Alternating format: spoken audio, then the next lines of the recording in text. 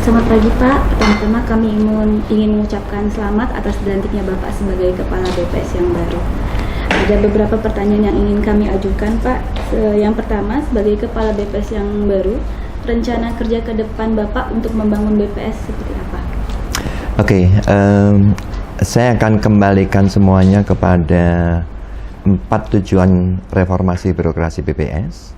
Yang pertama, kita harus menghasilkan data yang berkualitas, yang merupakan tugas pokok dari BPS. Yang kedua, kita akan tetap mewujudkan BPS yang bersih dan akuntabel. Yang ketiga, kita harus mewujudkan BPS yang efektif dan efisien.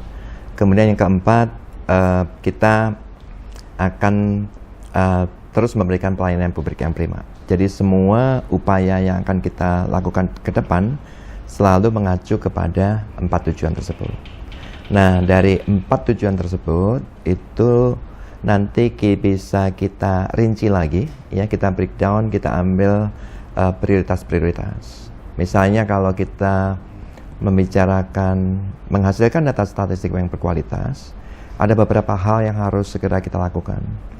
Yang pertama, kita harus segera mewujudkan satu data seperti yang diinstruksikan oleh Bapak Presiden. Untuk mewujudkan satu data itu, kita harus berupaya untuk menyatukan data statistik dasar, data statistik sektoral, dan data statistik khusus menjadi satu kesatuan perstatistikan nasional dalam bentuk sistem statistik nasional.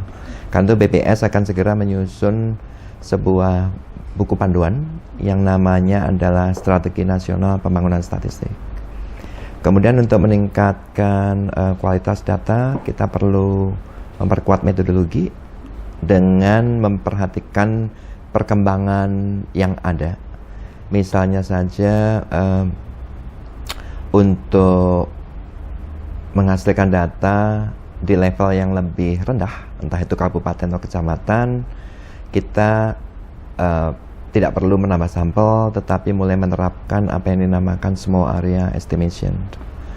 Kemudian untuk penguatan metodologi, kita juga perlu untuk memperhatikan ketersediaan big data yang di luar banyak sekali. Kemudian juga melakukan beberapa integrasi. Itu beberapa hal yang mungkin perlu dipikirkan dalam jangka pendek untuk peningkatan kualitas data. Kemudian untuk menciptakan BPS yang bersih dan akuntabel, juga efektif dan efisien, kita perlu mempelajari permasalahan kita hadapi. Dan satu yang harus segera kita lakukan adalah kita harus membentuk unit ULP, unit layanan pengadaan, ya. Itu harus segera dibentuk karena kita itu belum punya. Nah, di dalam unit inilah nanti seluruh pelelangan yang ada dilakukan oleh unit ini berdasarkan manual pengadaan barang yang baku, sehingga semua proses di dalam pengadaan itu lebih tertata, bisa dipertanggungjawabkan, dan kalau itu bisa diimplementasikan, insya Allah kita bisa mengupayakan supaya kita WTP kembali. Yang terakhir mengenai pelayanan publik, ada satu hal krusial yang nampaknya perlu kita rubah. Cara pandang teman-teman BPS harus dirubah dari producer view ke consumer view. Jadi kita harus menghasilkan data itu mengikuti apa yang dimaui oleh konsumen. Misalnya saja kemarin di DPR mempertanyakan mengenai peran serta BPS di dalam alokasi dana desa. Kita ikut berperan di sana untuk menyediakan indikator untuk mengalokasikan dana. Tetapi bisa nggak kita ke depan misalnya melakukan evaluasi apakah dana desa itu sudah terimplementasi dengan bagus. Kemudian hal-hal lain misalnya bagaimana kita membuat data kita itu menjadi mudah dicerna. Jadi ke depan infografis harus diutamakan. Kalau untuk target kepemimpinan Bapak dalam jangka pendek atau 100 hari kepemimpinan Bapak, apa yang ingin Bapak lakukan? Yang pertama, kalau untuk menghadapi permintaan data dari luar dan kualitas data, kita harus segera mewujudkan sebuah manual yang namanya Strategi Nasional Pengembangan Statistik untuk menuju satu data.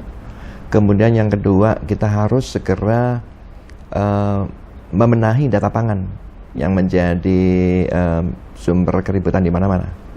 Nah, untuk itu BPS tidak bisa bekerja sendiri. Dalam posisi ideal, BPS harus menggandeng Kementerian Pertanian, BPPT, Badan Informasi Geospasial dengan cara mengkombinasikan peta dan data. Itu harus segera dilakukan.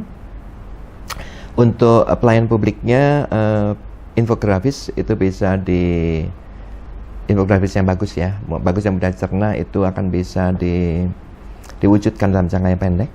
Juga pembenahan isi dari webnya sendiri sudah bagus karena kita memperoleh penghargaan sebagai salah satu inovasi terbaik, tapi kontennya harus terus-menerus diupdate. Kemudian sosialisasi, itu yang penting ya, sosialisasi yang pas untuk setiap segmen. Misalnya saja cara kita bersosialisasi kepada anggota DPR tentu berbeda kepada mahasiswa dan sebagainya. Itu yang peran teman-teman humas dan diseminasi itu nanti akan menjadi penting untuk memoles wajah BPS. Melihat kondisi BPS sekarang ini, menurut Bapak sulit nggak mewujudkan rencana kerja tersebut? Saya pikir tidak ya. Saya melihat energi positif yang luar biasa dari teman-teman. Kita ini sebetulnya SDM-nya bagus-bagus ya, tapi energi itu tersebar di mana-mana. Di pusat dan di daerah menyebar di mana-mana.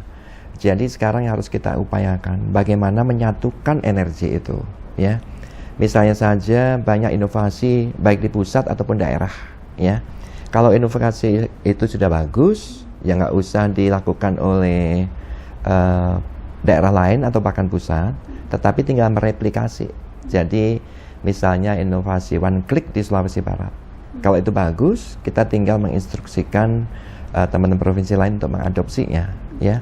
Dan saya lihat banyak sekali anak-anak muda yang sekarang ini menurut saya sangat inovatif dan ingin membangun BPS. Kuncinya adalah bagaimana kita memberi kesempatan mereka untuk lebih berkontribusi. Jadi saya yakin dengan semangat yang dimiliki oleh teman-teman di seluruh Indonesia dengan berbagai inovasi itu akan bisa dilakukan.